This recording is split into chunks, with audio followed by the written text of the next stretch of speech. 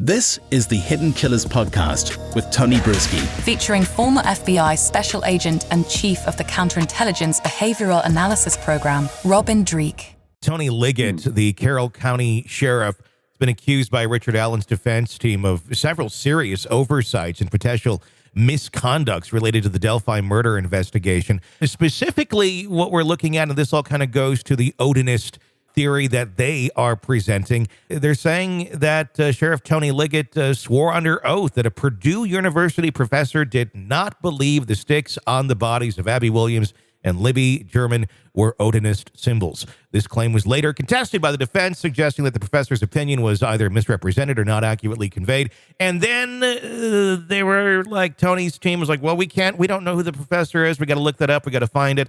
Which was a lie. They knew exactly who it was. When that's coming out and it's being shown exactly who it was, they had the access to the information. But it took them quite some time to prove that this person did exist, because this person did not say what Tony had represented when he was describing this case to the rest of the team. Basically, suppression of evidence is what the accusations are.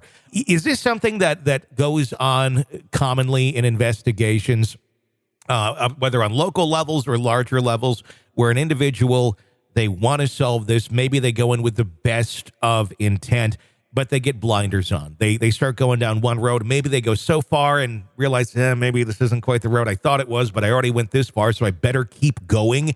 Facts be damned.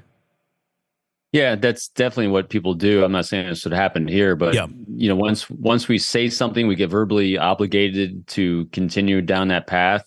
Unless you are a good seasoned investigator, you have a good balance of confidence with humility, you can actually redirect your path when you need to. This one's made for Netflix, isn't it? 100%. Geez, and I won't doubt if it would be. I tell you, these defense attorneys I love.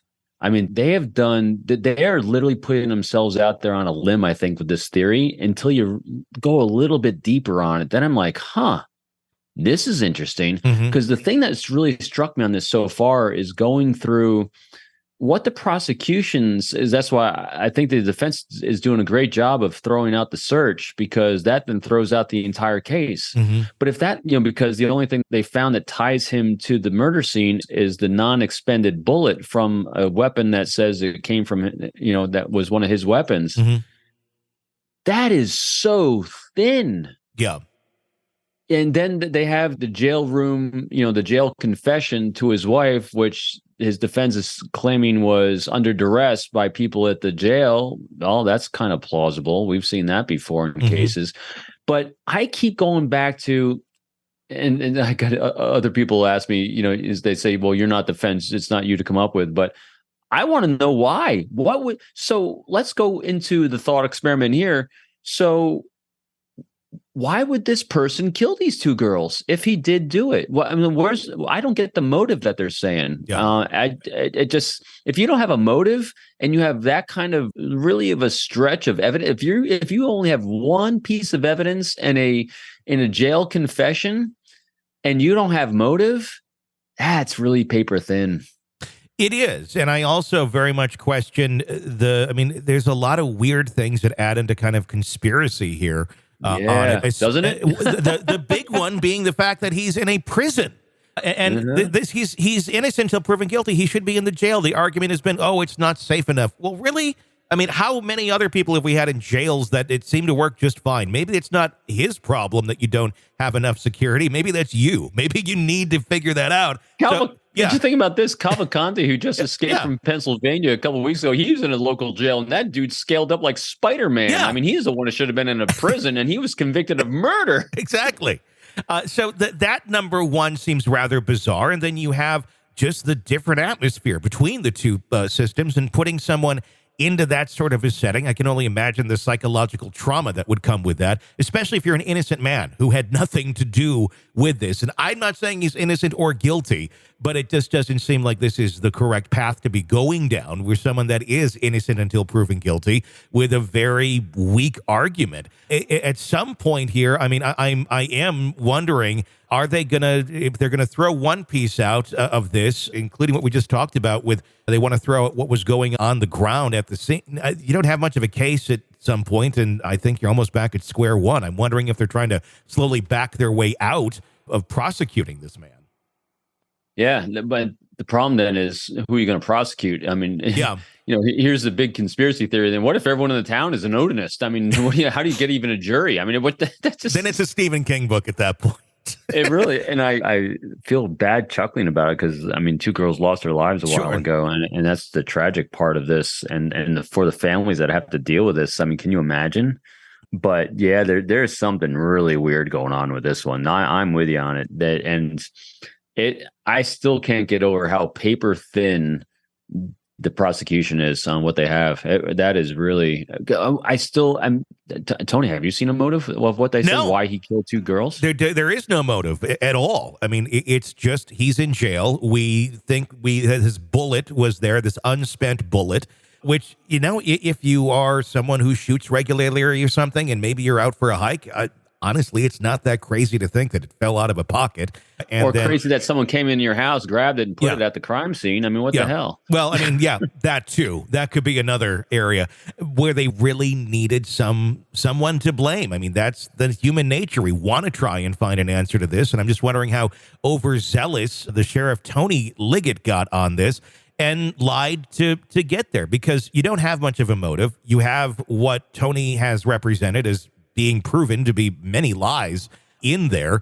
Beyond that, I don't know what else you really got on this guy. Even the Purdue professor, Jeffrey Turcos, who we've now identified who made the statement, upon seeing the pattern of sticks, suggested someone tried to replicate a dramatic ruin script, hinting at a ritualistic angle, which everyone's like, well, maybe it's just sticks. Well, here's an expert, the one that they even asked. He didn't give them the right answer that they wanted, so they just kind of brushed him aside, it seems.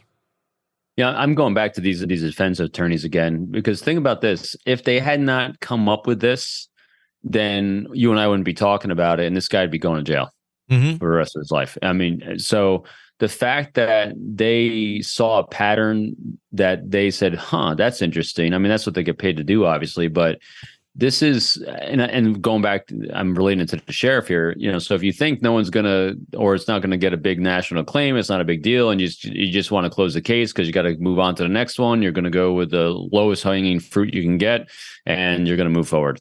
And unfortunately for him, this guy's defense attorneys are doing their due diligence the best they can, and they brought it to the attention of a lot more people as saying, hey, this just looks really weird and it doesn't fit anything. Especially, I don't get how there's no motive. I mean, you and I have talked about so many cases, and with most of them, especially with murder involved, I'm looking for who's getting the money, who's got retribution against so-and-so, crime of passion or premeditation. Again, with this one, two girls, lots of movement that had to take place, lots of logistics that had to take place to do what they did, not something one person could do on a spree. So it wasn't a crime of passion. This was a premeditation kind of thing. All right, so it's premeditated for what end?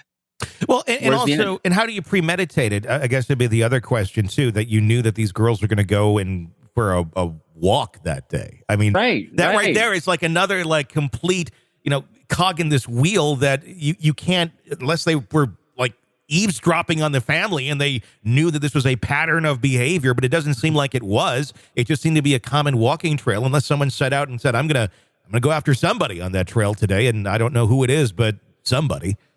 So here's what's really great. All the listeners listening, I know you all are into the true crime stuff on TV. My wife is. And as I'm sitting here watching all these shows with her, most of the time I'm sitting here goes, that's a plot hole. That's a plot hole. But even the ones on TV have less plot holes than this case does. It does. Yeah. Yeah. This one just is not adding up. And you said, where is the motive? What is it? I don't think there is one, because I'm kind of really doubting Richard Allen is the one who did this. And if he is not, then there would be no motive. I know, because if someone could tell, if he could say why he did it, or he doesn't have to say it, obviously, I mean, what benefit does he get from killing these two girls? Because there's always something, with the cult leaders, it's doing harm. It's something they got to hush. It's someone's going to give them up. It's a benefit they're going to get from getting child support from it. Mm-hmm. They're going to get an insurance policy from it. They're going to get a lover that they wanted, they couldn't have from it. I mean, all these other motives pop up in all these other cases, but this one I'm like, what is it? Yeah. I don't know that we will ever know that. We'll just have to see where this goes as time progresses and Richard Allen continues to stay in prison as those who are responsible try to figure that out. Want to listen ad-free? Want advanced access to all of our interviews before anyone else? Become a True Crime Today Premium Plus subscriber on Apple Podcasts. You get every episode commercial free. So you can binge on true crime until you can binge no more. Search True Crime Today Premium Plus on Apple Podcasts now, or go to our podcast page and sign up now. More of the Hidden Killers podcast next.